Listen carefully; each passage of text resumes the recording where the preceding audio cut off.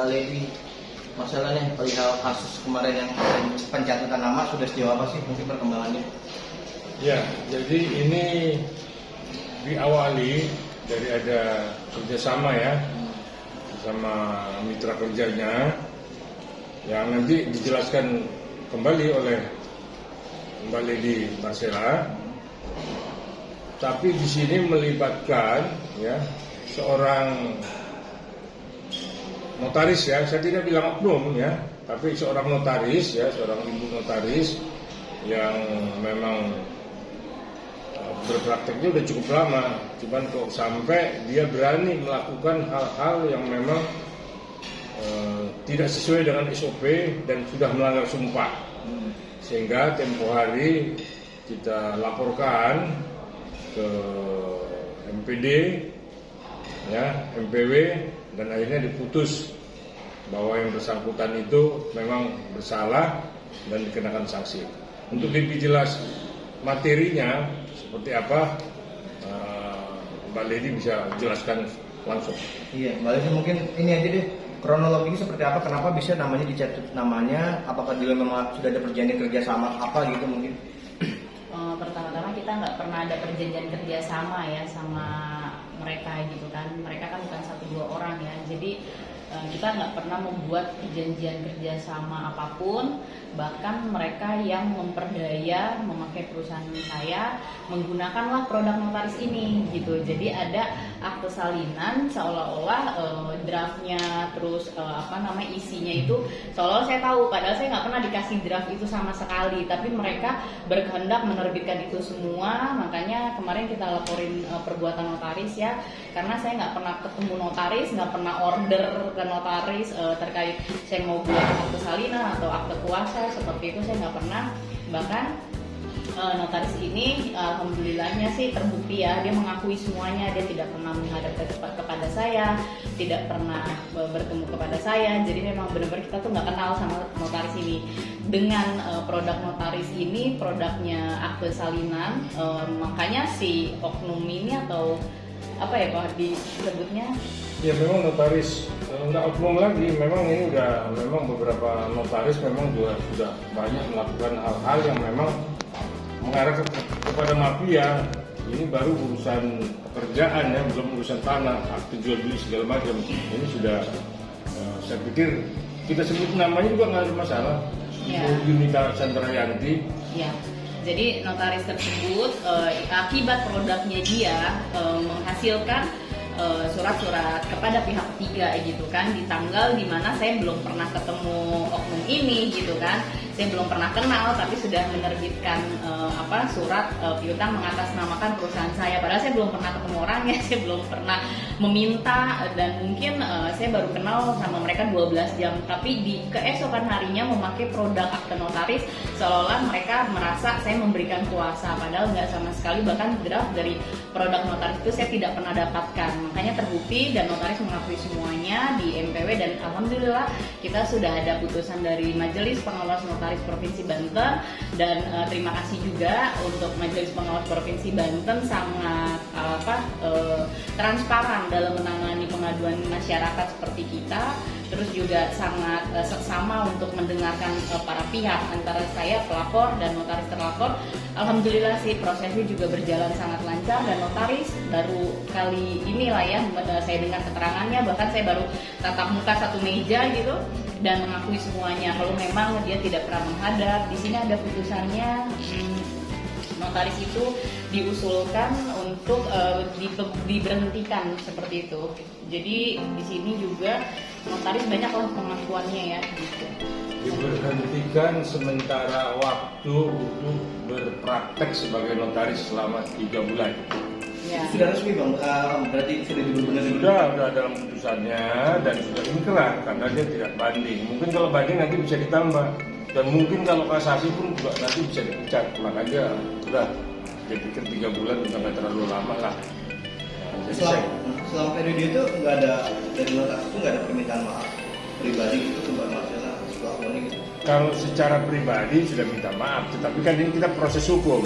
Artinya secara hukum memang mesti diputuskan, karena ini kan produk hukum, jadi keputusannya memang harus diambil dengan memberhentikan dengan sementara selama 3 bulan.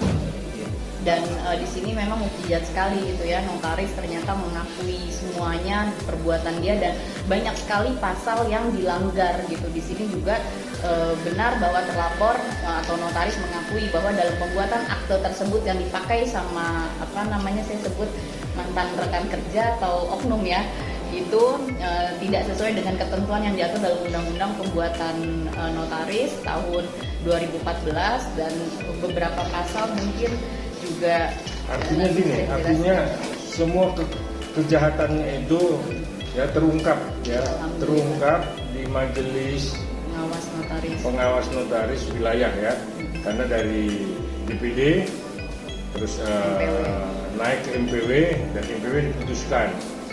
Nah, ketika dia tidak banding, berarti dia sudah menerima putusan itu dan dia harus menjalankan putusan itu. Nah, putusannya itu 3 bulan sama sekali tidak boleh berpraktek sebagai seorang notaris. Hanya 3 bulan? 3 bulan. Karena dia tahu kalau dia banding nanti bisa kena jadi 9 bulan. Kalau dia kasasi lagi ya diberhentikan untuk selama-lamanya. Jadi terbukti sekali perbuatan pelanggaran hukumnya itu memang benar-benar dia lakukan dan memang merugikan masyarakat. Makanya selalu saya himbau hati-hati dengan notaris, karena banyak notaris yang berkerah hitam ya. Jadi bukan hanya di Jakarta ya, di daerah pun juga seperti itu. Apalagi di Bali itu banyak sekali orang asing terjebak oleh notaris yang pada nakal. Nah, saya juga memang berharap Kementerian Hukum dan HAM lebih ketat lagi nih kepada notaris nih, ya, nggak main-main. Karena memang sudah sedikit-sedikit kalau urusan mafia tanah, urusan tanah, nah pasti notarisnya yang terseret dan terlibat dan banyak juga yang mendekam kan. Nah ini kan baru urusan baksos yang dipelintir, ya, menjadi seolah-olah ada untung ada ruginya. Nah, klien ini korban atas perbuatan si Yunita Chandrawati. Namanya pun susah dan namanya ribet. Makanya orangnya ribet juga. Tapi ada kerugian nggak dicatat nama PT ini ya, perusahaannya itu ada kerugian nggak sih, mungkin ada tagihan lah mungkin semacam itu? Alhamdulillah sih memang dari pihak ketiga nggak langsung ke kami ya, karena memang kami tidak menyentuh sama sekali pihak ketiga dan akhirnya saya bongkar semuanya karena saya di sini mau memberikan efek jerah kepada mereka semua nih. Ini kan bukan pelakunya bukan 1-2 orang, banyak orang. Jadi saya mau memberikan efek jerah bahwa mereka tidak akan mengulangi lagi perbuatan yang sama seperti yang saya alami gitu. Jadi dipikir mereka kan saya tidak tahu, ternyata belakangan saya mendapatkan perpanjangan kontrak pihak ketiga yang mereka lakukan dari awal, saya tidak mengetahui, di situ saya bongkar gitu. Makanya notaris juga alhamdulillah terbukti ya dalam pasal 16 ayat 1 huruf A, pasal 16 ayat 1 huruf M, pasal 17 ayat 1 huruf A, pasal 40 ayat 1 dan pasal 44 ayat 1 Undang-Undang Nomor 2 Tahun 2014 tentang perubahan atas Undang-Undang Nomor 30 Tahun 2004 tentang jabatan notaris. Jadi notaris ini benar-benar menabrak semua aturannya, karena juga kita heran gitu, notaris ini cukup senior sih, cuman kok mau dengan diperdaya sama mereka juga dengan menguntungkan tindakannya si mantan rekan kerja kami gitu. Tapi dengan adanya kasus mungkin nggak ada klien-klien dari perusahaan kata yang akhirnya pergi nggak sih? Alhamdulillah sih kalau klien lama memang karena tahu kinerja kita dia tidak meninggalkan ataupun dia tidak terpengaruh, cuman merugikannya trust issue. Jadi ada klien dari kami 1-2 orang dan itu mau bekerja sama sekali sama kami, nilainya juga tidak sedikit. Itu akhirnya karena trust issue ini jadi mereka ragu gitu. Tapi ya nggak bermasalah untuk klien-klien yang sudah lama bekerja sama kami sih gitu. Tapi untuk klien yang baru jadi adanya trust issue itu yang sangat merugikan, makanya alhamdulillah kita membuat laporan pencemaran nama baik di Bareskrim. Bapak Karta bisa, kuasa hukum saya bisa jelaskan. Ya, jadi semua perbuatan dan apa yang dilakukan oleh mitra kerjanya sudah dilaporkan ke Bareskrim. Ya, mudah-mudahan dalam waktu dekat ini mereka diperiksa dan mudah-mudahan juga ya dimasukin ke sel, karena urusan-urusan kecil pun juga berani melanggar hukum. Sekarang nih orang udah nekat, pokoknya ada press money, berbuat jahat pun udah tidak lagi semacam tabu ya, udah nggak tabu lagi. Jadi sudah kami laporkan ke Mabes Polri. Nah, tinggal kita lihat seperti apa nanti Mabes Polri menyikapi laporan kita. Dengan pasal apa? Pasal penipuan, penggelapan, dan pencemaran nama baik. Hukumannya di atas 4 tahun, tapi bisa masuk dan bisa dijerat lah ya.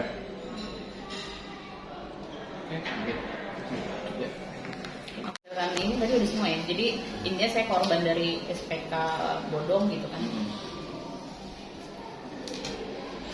Udah. Ya, jadi di sini. Ya, Dikasih lihat bukti. Jadi di sini ada tanda tangan orang. Tengahin kertas. Ya, jadi di sini ada tanda tangan orang yang dimana saya belum mengenal dia, belum ketemu, cuman dia sudah membawa mengatasnamakan PT saya, PT Marsela Jaya Permata, aplikasi permohonan kredit di tanggal 16. Mereka menggunakan akte salinan yang sudah ada putusannya, sudah inkrah, dan banyak sekali melanggar pasal dalam pembuatannya gitu.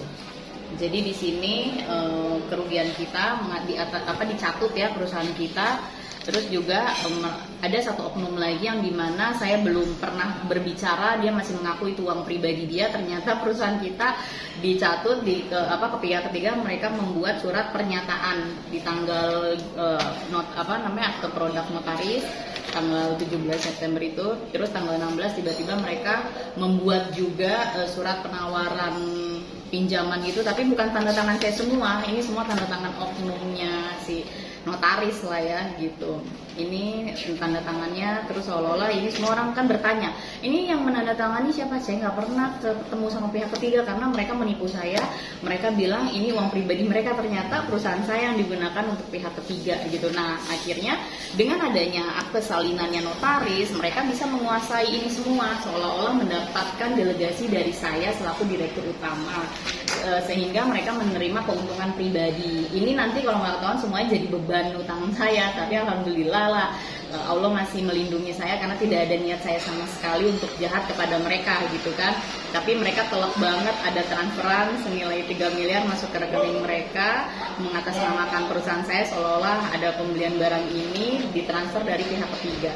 Jadi terbukti sekali memang mereka berniat jahat, memperdaya saya seolah-olah saya nantinya akan tidak tahu, tapi alhamdulillah ketahuan semuanya, dan saya juga adalah korban dari SPK bodong ini, sudah inkrah, sudah ada putusan juga, saya sebagai pelapor, pelakunya penipuan, penggelapan dan pemalsuan SPK, dan ini dari 2021 saya mendapatkan putusan ini dan nggak ada banding juga. Jadi saya udah korban dari SPK bodong, korban juga dari akte salinan yang memang terbit lebih dulu sebelum ada minutanya, itu digunakan dengan para oknumnya notaris, dan notaris mengakui semuanya di dalam putusan ini jelas. Ini pun sudah inkrah ya. Saya terima kasih sekali dari kantor Majelis Pengawas Notaris Wilayah Provinsi Banten. Ini secara seksama kita notaris sebagai terlapor, saya sebagai pelapor, dan terbukti pelanggaran kesalahan notaris dengan pasal-pasal yang ada di sini. Terima kasih.